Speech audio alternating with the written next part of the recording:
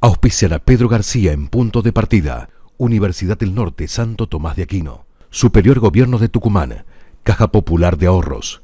EDET Sociedad Anónima. Municipalidad de San Miguel de Tucumán. Personal.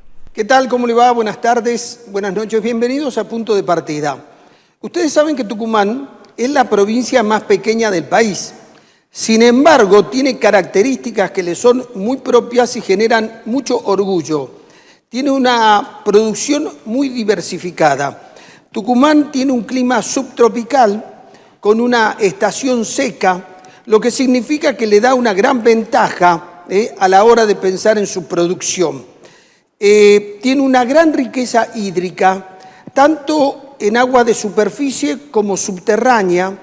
Tucumán tiene la cuenca hídrica, la reserva hídrica más grande del norte del país, de la región NOA.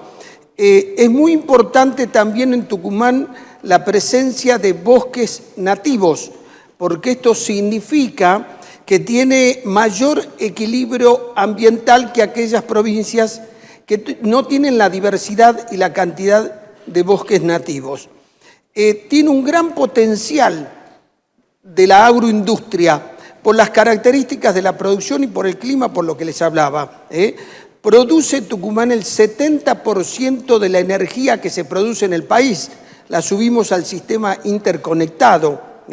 Somos el primer productor y exportador de limón. Tucumán produce el 65% del azúcar que se produce en el país. Esta provincia tan pequeña, es el 65% de la producción total del país y es la mayor productora de palta del país. Es muy interesante ver a Tucumán como productora de bioetanol, que es un biocombustible. Los biocombustibles son dos, bioetanol y biodiesel. Se producen a partir de materia orgánica, el bioetanol, caña de azúcar, maíz, y el biodiesel a partir de grasas animales o vegetales, la soja. La metalmecánica tiene una gran potencia productiva y exportadora acá en Tucumán. En las últimas décadas, Tucumán se diversificó mucho más. Por ejemplo, ahora estamos produciendo desde hace algunas décadas vinos de alta calidad, vinos de altura, porque hubo cultivos de vid. Pero también el café está creciendo la cantidad de producción y tiene un gran potencial, porque a nivel mundial crece el consumo de café, porque se le encuentran muchas propiedades beneficiosas para la salud. La economía del conocimiento en Tucumán también tiene un impulso y una fuerza muy grande. Tenemos que entender a la economía del conocimiento como aquella que produce bienes intangibles. Estamos acostumbrados a ver la producción de bienes tangibles que se puedan tocar. Bueno, el conocimiento, la innovación, las plataformas, los sistemas que sirven para mejorar la producción, para hacer crecer la economía, esa es la economía del conocimiento. En Tucumán está teniendo una fuerza extraordinaria y es uno de los sectores estratégicos para pensar en el futuro de la provincia. Y tiene mucho campo para crecer. Esta noche vamos a hablar de esto, de este Tucumán que nos tiene que tener absolutamente orgullosos, definitivamente orgullosos. Una provincia pequeña con una gran capacidad productiva, con una gran diversidad, con una potencialidad extraordinaria en algunos sectores, economía del conocimiento, turismo. Vamos a hablar sobre todo esto, sobre la sostenibilidad y la sustentabilidad también, que son dos herramientas fundamentales, la sostenibilidad, que las empresas puedan seguir produciendo y se mantengan en el tiempo, y la sustentabilidad es que no se destruya medio ambiente más de lo que tiene capacidad de reproducirse. O sea, cuando hacemos una actividad humana siempre tiene un impacto sobre la naturaleza, pero este impacto debe ser menor a la capacidad que tiene la naturaleza de regenerarse. Esto se llama sustentabilidad. Ya llegó a nuestros estudios Juan Casañas, del IDEP, quien va a conversar dentro de algunos minutos con nosotros, así que les proponemos una pausa y después escuchamos a nuestro invitado. Es un punto de partida. Tu futuro empieza hoy. Elegí tu destino.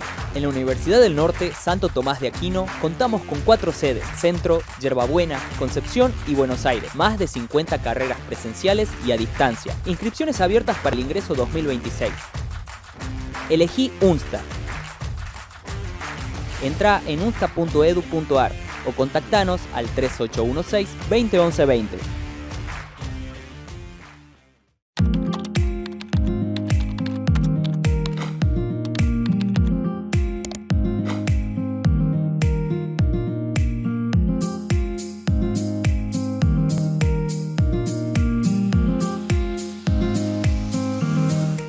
Amiga, ¿dónde vamos de vacaciones este verano? ¿Y si vamos a Tucumán? ¿A Tucumán? Sí, ¿qué tiene? Tiene diques, montañas, ríos y más, selva, valles, quebradas para explorar. Tiene todo además de una gran ciudad. Tucumán tiene todo, Tucumán tiene todo, Tucumán tiene todo.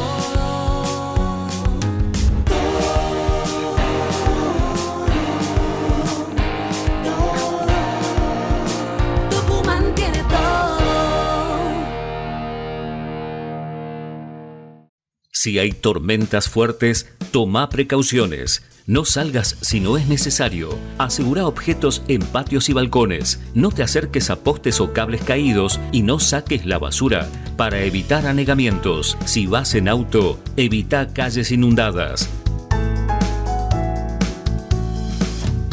Gobierno de Tucumán.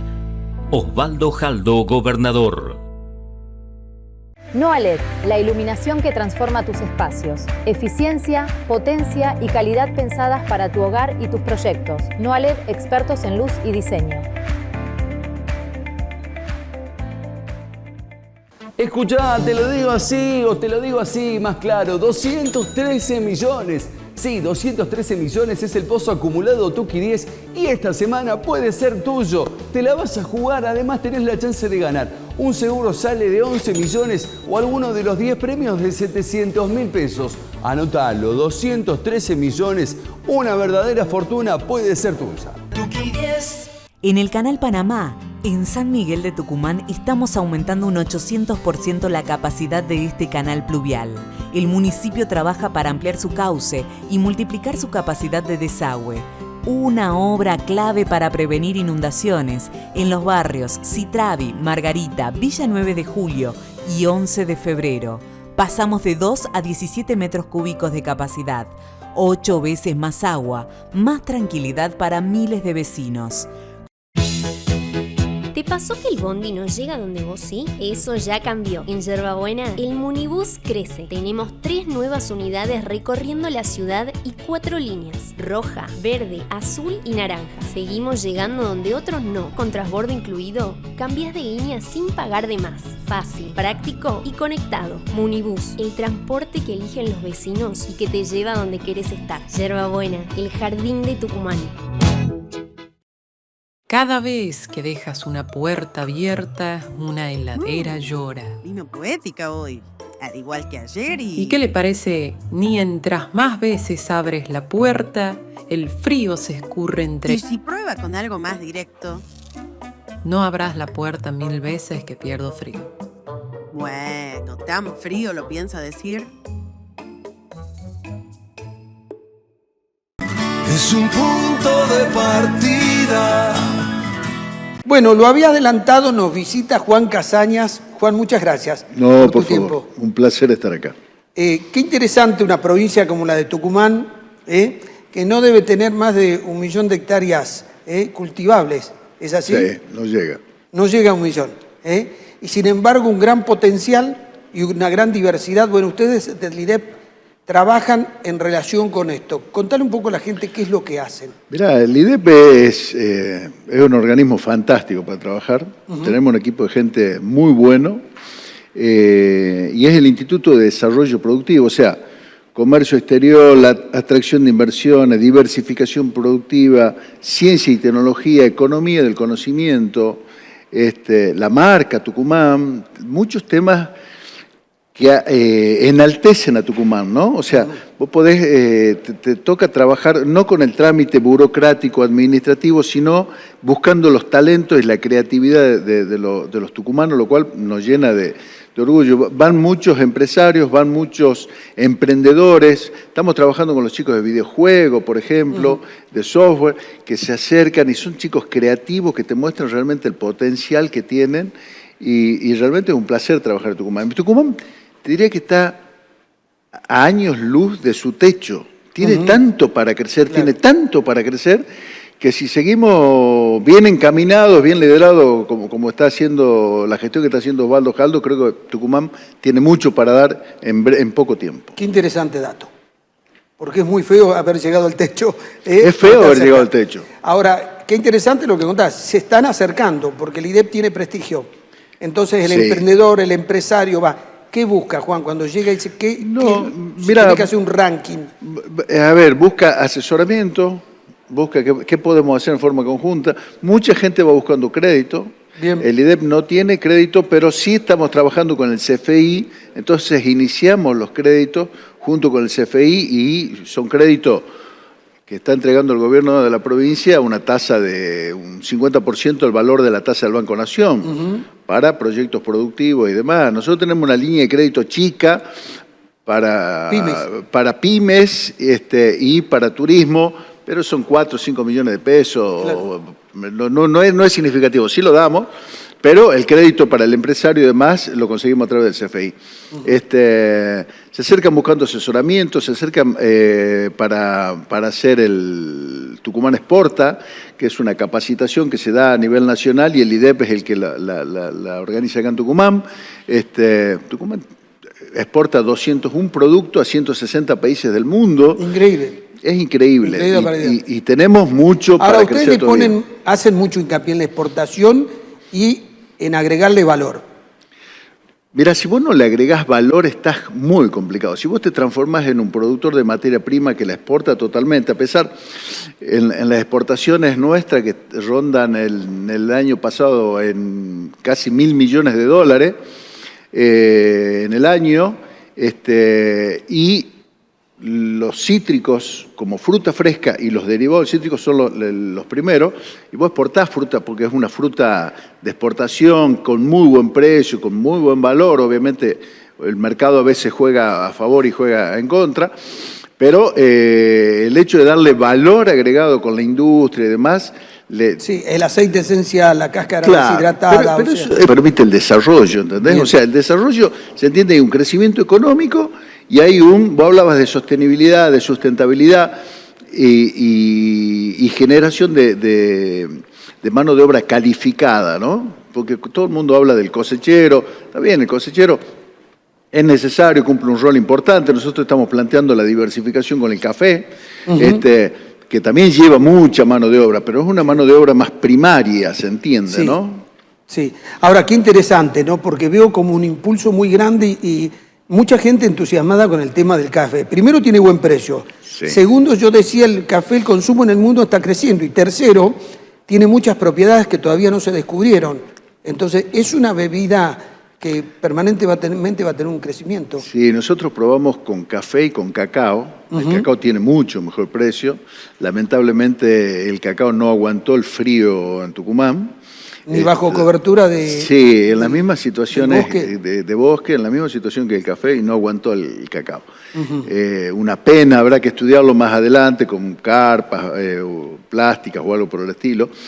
Pero el café, aparte de todas las propiedades que tiene, aparte del buen negocio que es, vos imagínate que los tostadores de café que traen café de Vietnam, de Colombia, de Brasil, pagan alrededor de $20 el kilo de café verde, ¿no? Para tostarlo, para molerlo y para blendearlo y para hacer el café que no es nuestro, ¿entendés? Y si nosotros logramos un porcentaje de producción para blendear o para sacar un café puro, me parece que está bueno, ¿no? Ahora, cuando uno habla de la cantidad de países que exporta Tucumán, eso se fue logrando a lo largo del tiempo, presencia en ferias, buen producto, es todo un trabajo, no es que un solo viaje y vuelvo ya con una carta de venta. Vos cuando exportás necesitas cantidad, calidad y continuidad, ¿no? Tanto del producto que vos tenés como de tu presencia en el mercado. Entonces la participación en ferias, hace algunos años había más recursos a nivel nacional y era más fácil acompañar. Hoy muchas veces hacemos acompañamiento logístico, de armar agenda en la feria, pero por ahí no participamos tanto. Pero la feria es sumamente importante porque la feria es lo que te permite interactuar el comprador y el vendedor, ¿no? Y entender para dónde va el mercado. Eso te permite estar actualizado, de enterarte de las últimas cosas y de aprovechar las oportunidades y que nadie te haga sopladita, ¿no? Porque si vos no vas y aparece un brasilero con un producto parecido al tuyo, un sudafricano, un turco, te ganó el mercado. Te ganó el mercado porque hubo una reunión, hubo una relación y surgió algo nuevo que vos tenés que estar. Y nosotros hemos acompañado empresarios que fueron el tema de legumbres, el tema del limón, el tema de varias cosas. Y la verdad que nos da mucha satisfacción poder acompañar al sector privado, ¿no? Osvaldo Jaldo dice, tenemos que crear las condiciones para que el privado pueda generar, lo cual no... ¿Por qué? Porque antes se veía en la política como que el empleo público era el que le daba solución laboral y no, es la actividad privada, o sea que tenemos que crear las condiciones para que la actividad privada crezca. Bien, yo viajé con la gente del IDEP y de la Fundación Exportar a la Free Logística en Alemania hace unos 5 años. Y ahí cuando recorrí los distintos stands, 12.000 metros cuadrados cubiertos, y me iba a ver los limones, el arándano que se vende en el mundo, decía, este es el nuestro, la calidad. Y en el stand de Tucumán hacían cola para preguntar sobre el limón, sobre los arándanos y sobre la palta. Entonces venían los grandes compradores. Me acuerdo que llegó una persona y me dice, ¿sabes quién es? ¿Quién? El que compra para Carrefour para toda Europa. Este señor compra miles de toneladas. Entonces viene a ver cuántos sitios le podemos vender arándanos. Y es como vos decís, estaba en la feria ahí, fue a comprar. O sea, necesitaba encontrar el proveedor. Si Tucumán no hubiese estado... Mirá, nosotros en Tucumán, hablando de la riqueza y de su capital humano, tenemos una riqueza agronómica que es envidiable, a pesar de la pequeña superficie que tenemos. Mirá, la otra vez que fuimos a Brasil por el tema del café, hicimos una misión técnica, yo aproveché y fui a ver el mercado central de Minas Gerais y la cámara de supermercado de Minas Gerais. La cámara de supermercado, le pregunto yo cuánto facturaban al año y me dice 4.500 millones de dólares. Unos 17, 18 empresarios queriendo comprar todo. Y yo que había estado trabajando con la gente del INTE, de la Experimental, con el chilto y con varios productores que tienen chilto. El chilto es un tomate de árbol autóctono que en el pedemonte nuestro se da naturalmente. Ah, nosotros producimos. No lo producimos, está ahí, no lo manejamos, digamos, está ahí, lo podríamos producir. Los tipos quieren comprar salsa de chilto, porque es un tomate un poquito más ácido que pero tiene la misma forma del perita, nada más que un poco más anaranjado. ¿Y eso se hace para salsa? ¿Se utiliza básicamente? En Europa y en lugares de Centroamérica te lo ofrecen en los hoteles 5 estrellas como un fruto exótico para comer, o si no lo podés usar como salsa. Bien. Y los brasileños me decían, te compro salsa de chilto. Y le digo, ¿cuánto comprar? Para dimensionar de qué estábamos hablando. Entonces me dice, todo. Le digo, ¿qué es todo? Entonces me dice, te compro un camión por semana, una cámara del supermercado, ¿no? Claro. Un supermercado de las 17 empresas que había ahí, uno me decía, te compro un camión de chilto. ¿Sabés lo que es un camión de cajitas de salsa de chilto, lo que genera acá en Tucumán? Claro.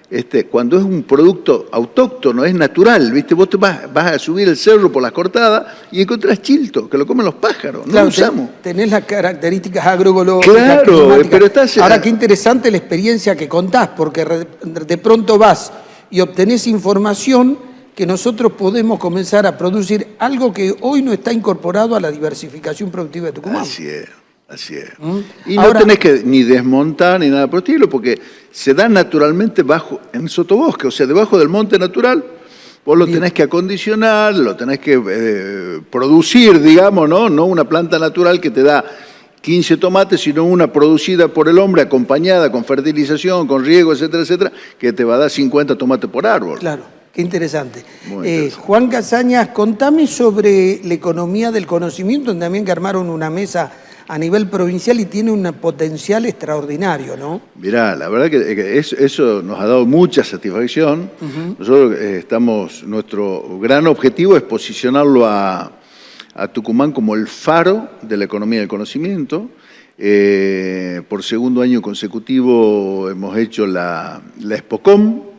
En la primera participaron cerca de 2.000 jóvenes, estudiantes, profesionales, empresarios, emprendedores, y en la última, el año pasado, en septiembre del 25, 7.000 chicos participaron, ¿no? Y hemos logrado posicionarla a nivel nacional como la feria de economía y conocimiento más de mayor dimensión y mayor importancia en el país.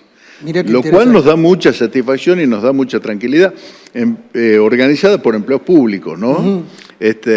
Lo cual muestra que cuando la gente está bien guiada, bien convencida de qué es lo que tiene que hacer y por qué lo tiene que hacer, trabaja muy bien. Así que la verdad que estamos muy contentos. Mirá, el año pasado lo trajimos al Instituto Tecnológico de Massachusetts. Hicieron unas exposiciones fantásticas y con el cual estamos haciendo un plan de trabajo. Ah, mirá vos. El Centro Tecnológico de Antioquia, en Colombia, con el cual estamos trabajando y que vinieron en diciembre del año pasado, vinieron 2 técnicos para ver el tema del café, porque son varias líneas que estamos trabajando con ellos, de México, de Brasil, de Uruguay, de Colombia. Así que le hemos dado un enfoque internacional, lo cual nos llena de satisfacción, ¿no? Te cuento que me llena de satisfacción, vos que venís de la producción tangible, sí, de tu historia, que me hables con tanta pasión de la economía del conocimiento, porque estamos hablando de lo intangible, estamos hablando de software, de soluciones tecnológicas, que sin esas las empresas llegarían a un techo y no podrían crecer. Pero además nos ayudan a meternos en el mercado mundial, porque ahora ya no estamos en un mercado chico, todo el mundo es un solo mercado. Pero bueno, ¿sabes qué? Primero me costó mucho desaprender para aprender, ¿no? Claro. Y no soy un especialista, trabajo con gente que sabe muchísimo más que yo. Yo le pongo gana y le pongo onda, digamos, pero los que saben, es una capacidad. Cuando vos creas equipo, te tenés que rodear de gente más capaz que vos, ¿no? Pero en economía del conocimiento, Tucumán tiene tanto para dar, porque las 4 universidades, la formación, sí el IDEP hizo, junto con el Ministerio de Educación y con Argencom, que es un organismo que nuclea a las 40 empresas más importantes de la Argentina, la capacitación de todos los docentes de Tucumán, tanto de escuelas públicas como privadas, de primaria, secundaria y superior, para formarlos en inteligencia artificial. Lo cual es una herramienta clave porque hemos pasado del miedo, de la ignorancia, a qué es la inteligencia artificial, me voy a quedar sin trabajo, a tener una herramienta divina para que las clases sean mucho más divertidas, mucho más amenas, mucho más efectivas, ¿no? Bien. Y todos los docentes que lo van terminando tienen un grado de satisfacción muy amplio, muy amplio. Así bien. No, estamos bien. Bueno, buen balance. Con mucho trabajo y nos hemos propuesto un plan de trabajo ambicioso y serio y realizable y vamos bien, ¿no? Te diría que están contentos y con miras a seguir creciendo, ¿no? Bueno, Juan, en nombre tuyo a toda la gente del IDEP, tengo admiración por todo lo que hacen. Ahí conocí, cuando viajé a Alemania, a Virginia Ávila, que estaba en el IDEP, una tucumana que hoy es secretaria de Relaciones Internacionales. Sí, está en otro organismo. Virgilia Ávila, cuando estaba en el stand de Tucumán en Alemania, hablaba en alemán con unos, hablaba en francés con otro, en inglés con otro. Es empleada, como vos decís, empleada pública. Muy, muy capaz, Virginia, la verdad que, a pesar de que está en otro organismo, trabajamos de forma conjunta en muchos temas. Bien. Juan, muchas gracias. No, la agradecido soy yo y saludo a toda la audiencia. Ya volvemos. Es un punto de partida. Con Jadever Tucumán tenés soluciones para tu hogar, calidad para tu jardín, rendimiento para tu taller, calidad garantizada y respaldo oficial. Jadever Point, de Grupo Noaled. Tu próximo gran proyecto comienza con nosotros. Botellas, neumáticos, baldes, hasta en el comedero de tu mascota. Ahí puede haber criaderos de Aedes aegypti, el mosquito transmisor del dengue. Un patio limpio es un patio sin criaderos. Seguí estos 4 pasos simples. Limpiar y desmalezar, tirar lo que junte agua, cepillar canaletas y desagües, tapar tanques y recipientes. Así de fácil, así de importante. Depende de vos. Depende de todos. Ministerio de Salud Pública, Gobierno de Tucumán, Osvaldo Jaldo, gobernador. Hemos venido con todas las áreas del municipio que están trabajando en esto, con este programa que se llama justamente Manos a la Plaza, poniendo árboles, luminaria. Hermoso, porque la verdad que hacía falta, teníamos la parte para hacer reclamos, la oficina de atención al vecino, para acercar nuestras inquietudes. Esto nos acerca un poco más a los vecinos, que es lo que nosotros pretendemos, el municipio que venga a los barrios. Nace del diálogo, del territorio, de la cercanía con la gente. Legislamos con la convicción de que no hay soluciones reales sin participación, sin presencia, sin compromiso. Porque cuando escuchamos, entendemos. Y cuando entendemos, legislamos mejor. Mantenete informado. Ingresa a la página oficial www.legislaturadetucumán.gov.ar. Miguel Acevedo, vicegobernador, Honorable Legislatura de Tucumán. La tarjeta de la Caja se renovó. Ahora tiene alcance internacional, pero con la esencia tucumana de siempre. Podés conseguirla en todas las sucursales de la Caja Popular de Ahorros con mínimos requisitos.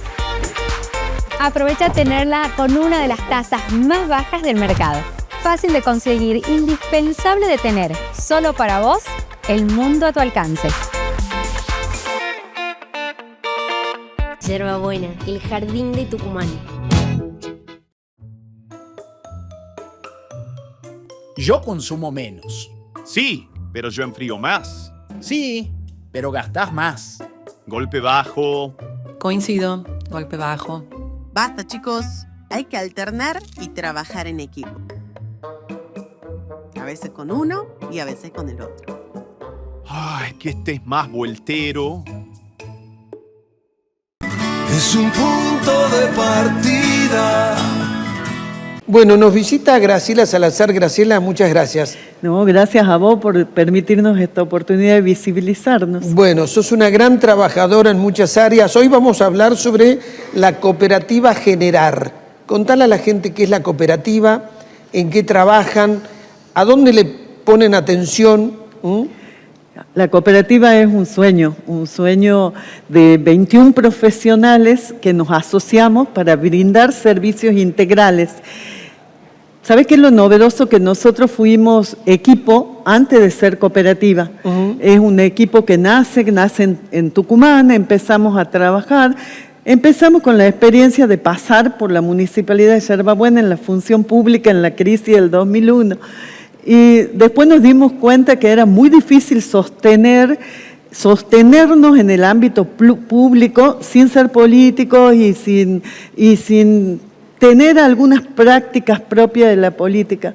Y cuando decidimos qué hacer, nos dimos cuenta que teníamos mucho aprendizaje, mucho camino recorrido en cooperación internacional, en articulación público-privada, en distintos ámbitos. Y nos planteamos, ¿qué queremos ser? ¿Ser fundación o ser cooperativa? Y la diferencia es sustancial. Una fundación es sin fines de lucro.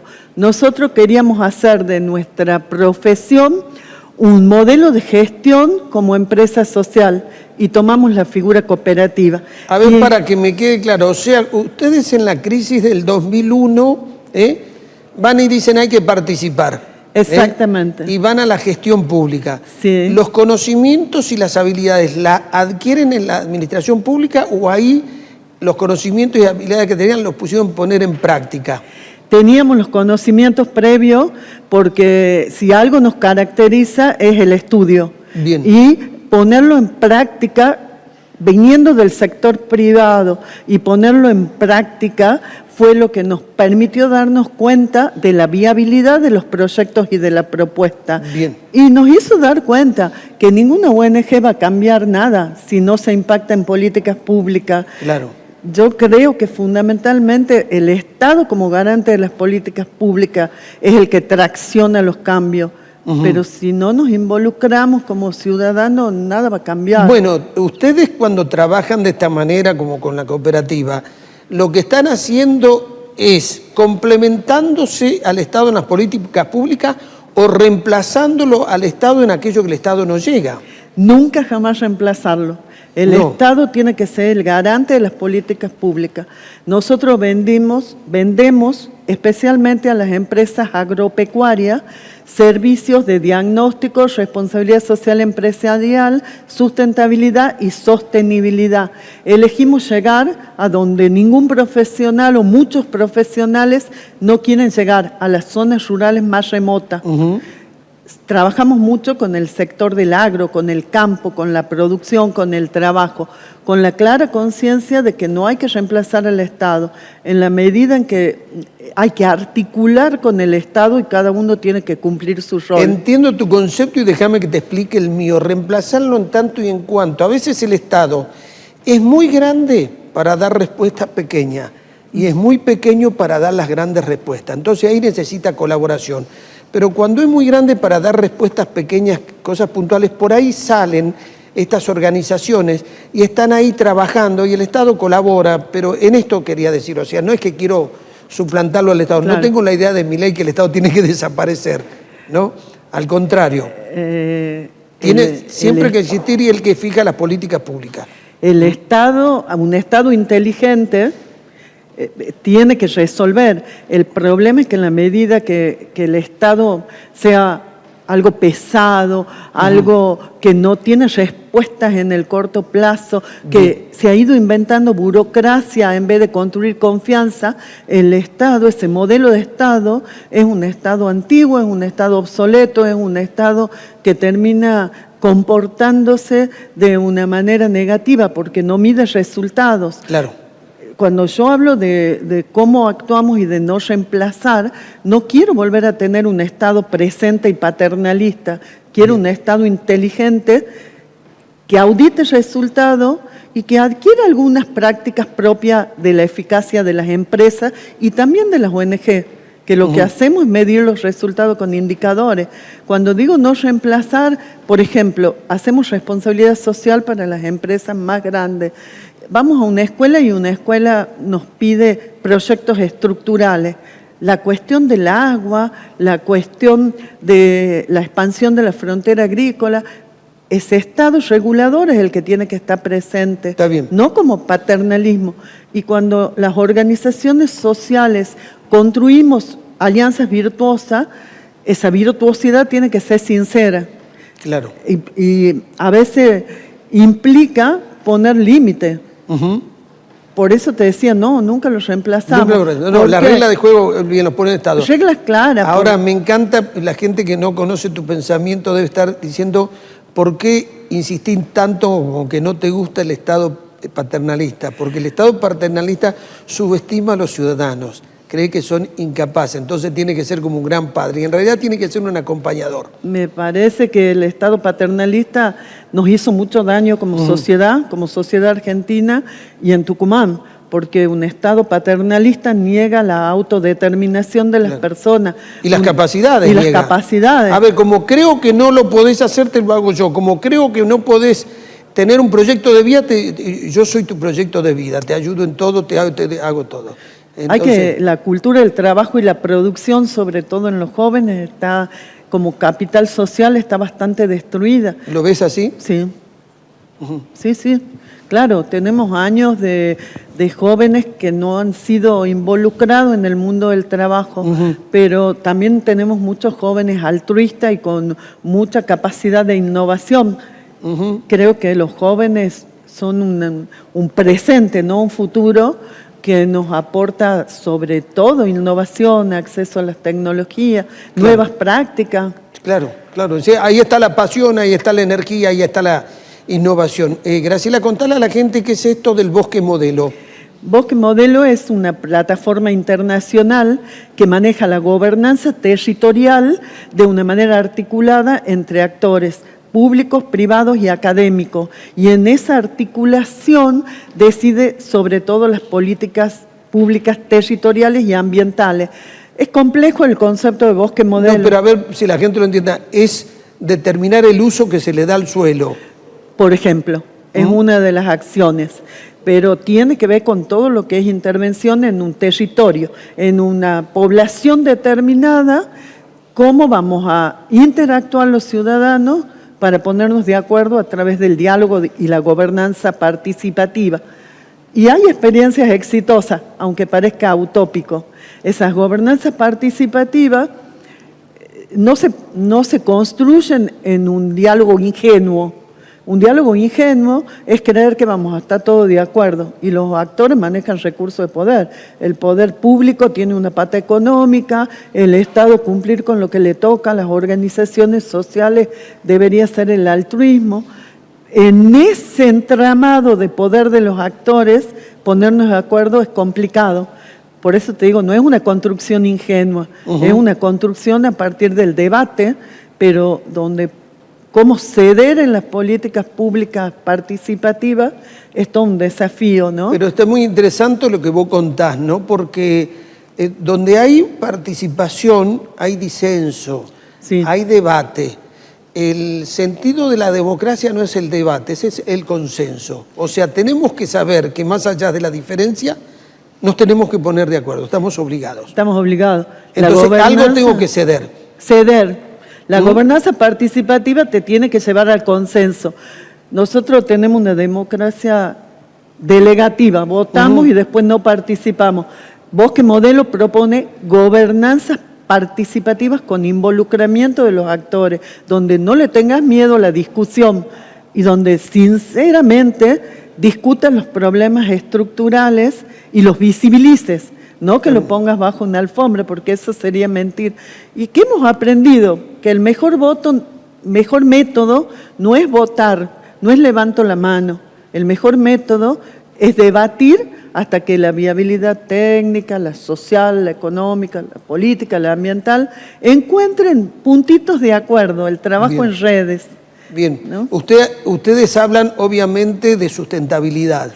Sustentabilidad y sostenibilidad. Para nosotros no son conceptos opuestos, ni son conceptos sinónimos. Hay muchos autores que lo usan como sinónimo.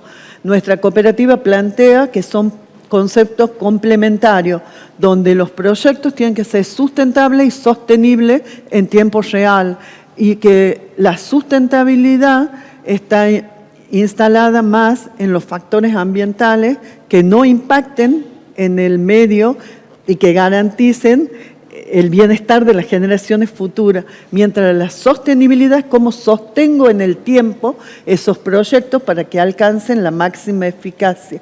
Y los autores hablan de 3 pilares, ¿no? Social, económico, ambiental. Nosotros somos un poco cara dura y nos animamos a ir agregándole pilares y le agregamos el pilar en el social comunitario, porque lo social por sí solo, lo social se concreta en salud, en educación, en vivienda, y lo comunitario es cómo participa un grupo de actores emitiendo también la opinión de ese colectivo comunitario. Y le agregamos el otro pilar de la innovación y de las políticas públicas. O sea, en ese entramado es donde la sustentabilidad y la sostenibilidad tienen que encontrar el andamiaje y medirse en resultados con indicadores que indiquen realmente lo que queremos lograr. Bien, qué interesante el concepto que vos decís, o sea, pensate como ciudadano pero partícipe de un proyecto comunitario. Comunitario. Vos con los demás en algo tenés que participar. Sí. Es muy interesante. Y esto de la sustentabilidad y la sostenibilidad también es muy interesante lo que vos decís, porque algunos dicen, si hablamos de sustentabilidad no hay sostenibilidad. Entonces quieren frenar el progreso y el desarrollo. Bosque Modelo es una plataforma de gobernanza que no se opone al progreso, porque concibe que las personas vivimos, existimos, comemos, trabajamos en un medio natural. Es inviable pensar el progreso. Vos imagínate, una de nuestras propuestas de generar con Bosque Modelo es medir huella de carbono en empresas agropecuarias, lo hicimos en una estación de servicio también, y buscar los mecanismos de planificación, control, inversión y compensación. Está bien. En ese camino, Bosque Modelo plantea, vamos a seguir usando aviones, vamos a seguir consumiendo nafta, vamos a seguir viendo tele para que tu estudio funcione. Toda actividad humana tiene un componente de contaminación. ¿Cómo planifico para disminuir el efecto de eso? Bien, lo que vos estás diciendo es, toda actividad humana tiene un impacto. Totalmente. Lo que nosotros buscamos es que tenga el menor impacto posible. Lo que no se puede hacer es que no tenga impacto.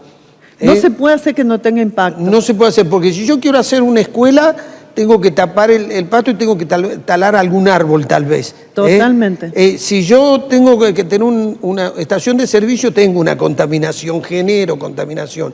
Bueno, tengo que ver de la manera de que pueda tener estación de servicio, tenga el menor impacto y haya una compensación, ¿no? Por ejemplo, estuvimos en el encuentro anual de Bosque Modelo Tucumán.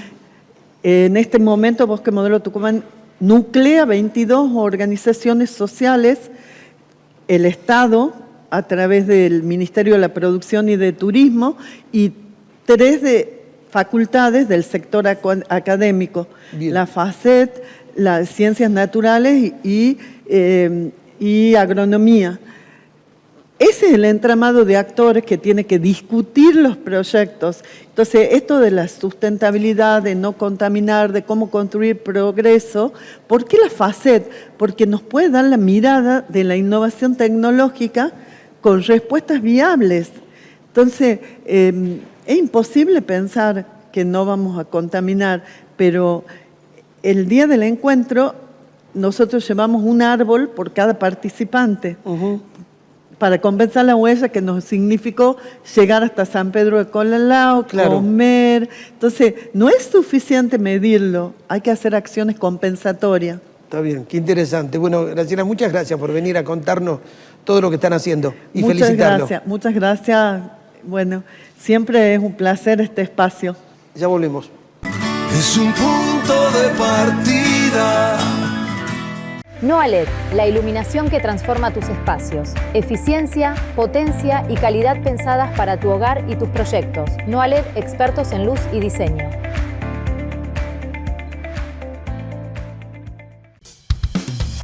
Y escuchar hablar hoy a los profesionales de la salud y nos cuentan cosas que realmente nos hacen sentir orgullosos de la salud pública en la provincia de Tucumán. Y hoy lo que estamos haciendo es reforzar eso, como es el hecho de entregar más equipamiento. Yo entiendo que hoy la salud pública tiene una gran responsabilidad, atender a todo y a cada uno de los tucumanos en los diferentes lugares de la provincia. Y lo estamos haciendo en momentos difíciles, que a pesar de todo eso nosotros venimos priorizando el presupuesto en lo que tiene que ver la salud en la provincia de Tucumán.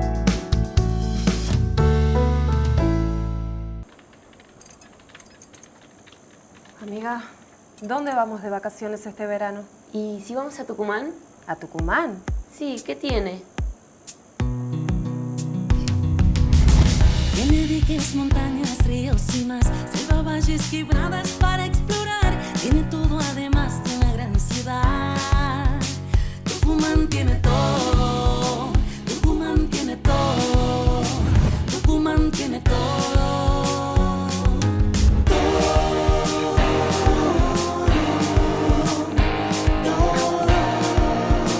Tucumán tiene todo.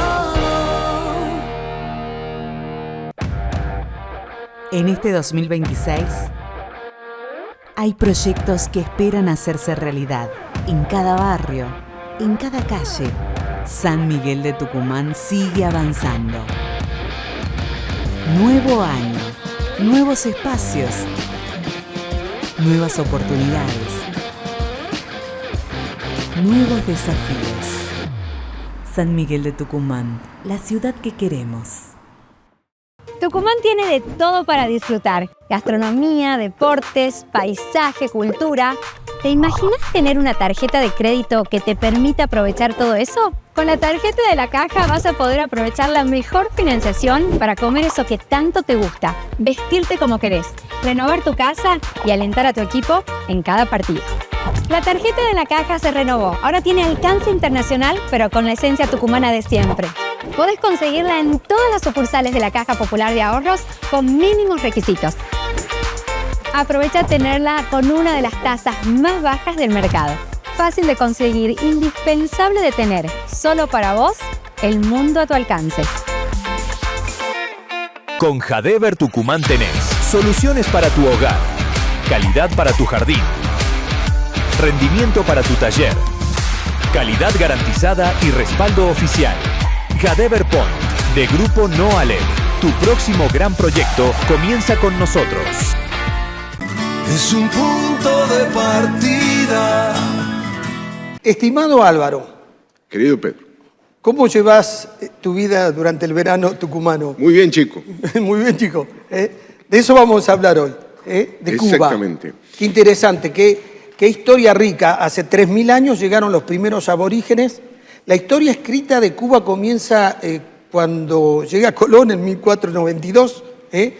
Fueron colonia, fueron república, después vino la revolución y la capturó la revolución. Allí vivía uno de los personajes más destacados del siglo XXI, independientemente de sus pensamientos, lo registra la historia muy bien. Era el enclave comunista en Occidente, dependían de Rusia. Muy rica la historia. Sí, totalmente. A ver, vamos a ver la génesis, digamos, del carácter disruptivo de Cuba, aclarando que siempre lo hacemos desde la honestidad intelectual, digamos, o sea, vamos a contar algo de luces y sombras de esta cuestión.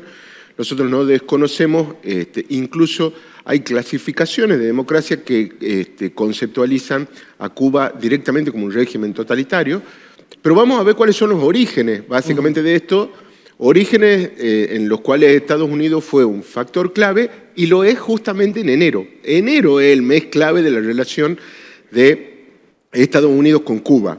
El lejano enero de 1898, cuando un buque norteamericano encalla, el Maine, encalla en las costas cubanas, hay una explosión en el buque, Estados Unidos responsabiliza a los españoles por este hecho y eso genera la guerra que va a haber entre Estados Unidos y Cuba contra España.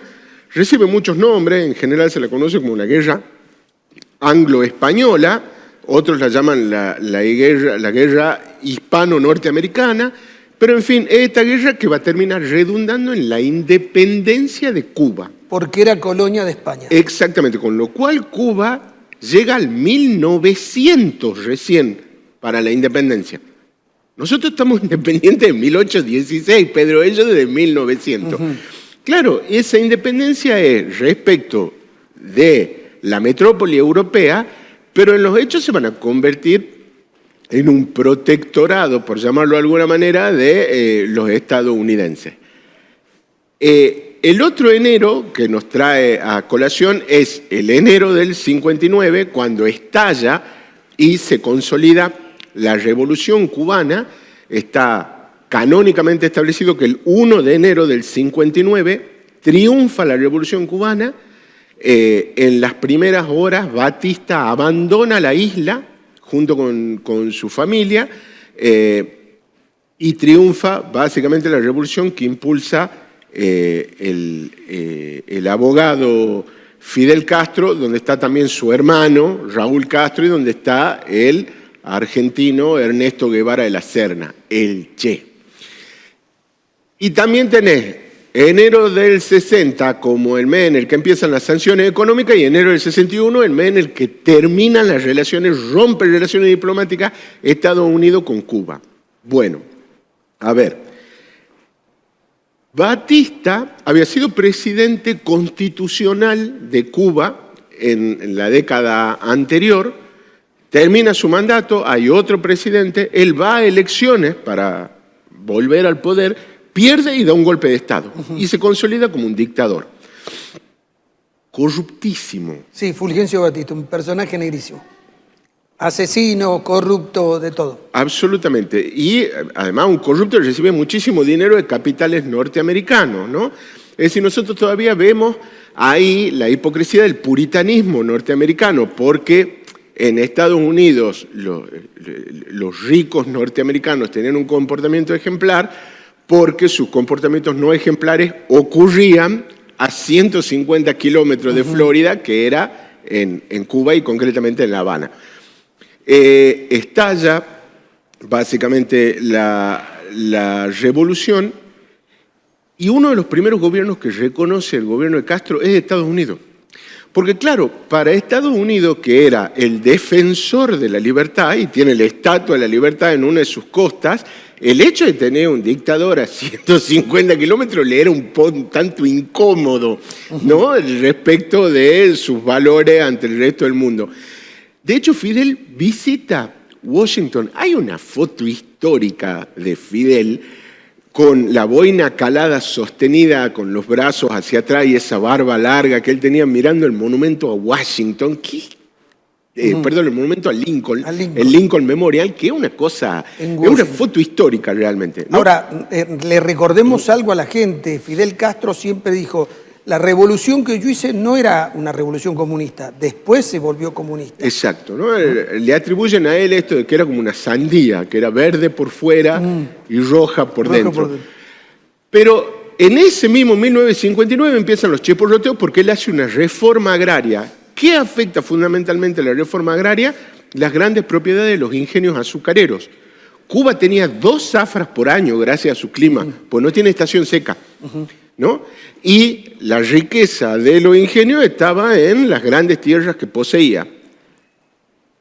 Confisca esas tierras, confisca incluso las tierras de una estancia familiar, Fidel, básicamente, y las redistribuye. Eso genera que en enero del 60 aplique sanciones económicas Estados Unidos a Cuba. Y en el 60 ocurre algo que realmente vos sos un especialista en economía. A mí me interesa plantearlo para que verdaderamente dimensionemos la cuestión. La Unión Soviética no produce azúcar de caña. ¿Sí? De hecho, hasta ese momento ni siquiera producía azúcar de remolacha.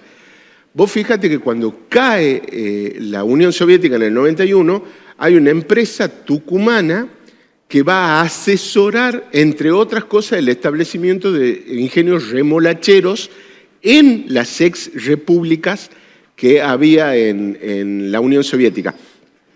Entonces, la Unión Soviética le ofrece a Fidel comprarle azúcar cubana y como no tiene dólares, la Unión Soviética le ofrece pagarle con petróleo. Calcula el negocio, Pedro, calcula que a los tucumanos vengan y le digan, che muchachos, vamos a comprar azúcar de ustedes, vamos a pagar con petróleo. Inmediatamente ya no tenés cañaverales, tenés básicamente una plantación de petróleo que se renueva 2 veces por año. Fidel dice, por supuesto que sí. Llega petróleo soviético y las refinerías, que son refinerías de capitales norteamericanos y europeos, porque también está la Shell, está Texaco, Standard Oil, como refinería en Cuba, le dicen, no, nosotros petróleo comunista no refinamos. ¿Cómo el petróleo? Como que si tuviera ideología el petróleo. Fidel Castro le dice, es como esa noticia ridícula que apareció en una época acá que decía, se rompió un caño kirchnerista. Es decir, tenían ideología también los caños. No, le dice Fidel, no hay petróleo comunista, es petróleo. Nosotros petróleo comunista no refinamos. Entonces, él expulsa a Texaco y estatiza Shell y Standard Oil. Y eso genera que en enero del 61 Estados Unidos directamente rompa relaciones diplomáticas con Cuba por la afectación directa a propiedades y capitales estadounidenses, y ese mismo año traba el embargo económico. Es decir, Estados Unidos le dice, señores, los que negocien con Estados Unidos de ninguna manera pueden tener negocios con Cuba, y eso termina de acercar básicamente a Cuba con la Unión Soviética. En ese 1961 ocurre la fallida invasión de Bahía de Cochinos, ¿no?, que son exiliados cubanos en Florida, entrenados y armados por la CIA, ¿sí?, porque no entraban, estábamos en Guerra Fría, no había conflicto directo en el que ingrese Estados Unidos. Es fallido ese hecho, toma muchísimos prisioneros Cuba, que luego negocia e intercambia por medicamentos y dinero con Estados Unidos. Le manda de nuevo a los exiliados a cambio de medicamentos y de dinero. El abogado que negocia esa liberación de rehenes es el abogado que encarna Tom Hanks en la película Puente de Espías, para que te dé una idea, que ya era un especialista en intercambio de rehenes con la otra mitad del mundo que era comunista. Y en el 62 estalla la crisis de misiles, que merece otro programa porque fue el momento de la historia en el que más cerca estuvimos de la Tercera Guerra Mundial. Sí, absolutamente. Una aclaración interesante, hay dos Cubas, la Cuba propiamente dicha y Miami, se odian entre ellos, hay dos Cubas. Y la otra, cuando yo visité Cuba, primero lo que ves en La Habana es la opulencia que se vivió en La Habana, porque vos ves los edificios, la magnificencia, derruido, venís abajo. Y la otra cosa que me llamó la atención, Álvaro, es que yo decía, claro, fui a conocer Cuba y con esa relación que tenía con Rusia voy a encontrar maquinarias rusas trabajando en el campo. Se hacía todavía hace pocos años, con bueyes. Fuimos a ver un emprendimiento, una persona hacía los famosos puros de cubanos. Correcto. Y cuando le pregunté las hectáreas, tenía una maceta, no hectáreas, y trabajaba con bueyes. Esa era la realidad. Yo decía, ¿y dónde está la presencia de Rusia acá? O sea que no le sirvió mucho estar relacionado con Rusia a Cuba. Un pueblo extraordinario, culto, alegre, vibrante, capturado en su propio país. Sufridísimo. Así que bueno. Interesante esto, marcados por el enero en la historia de Cuba. De cabo a rabo. Gracias, Álvaro. A vos, querido Pedro. Nos vemos la próxima semana. Auspiciaron a Pedro García en Punto de Partida. Universidad del Norte Santo Tomás de Aquino. Superior Gobierno de Tucumán. Caja Popular de Ahorros. EDET Sociedad Anónima. Municipalidad de San Miguel de Tucumán. Personal. Porque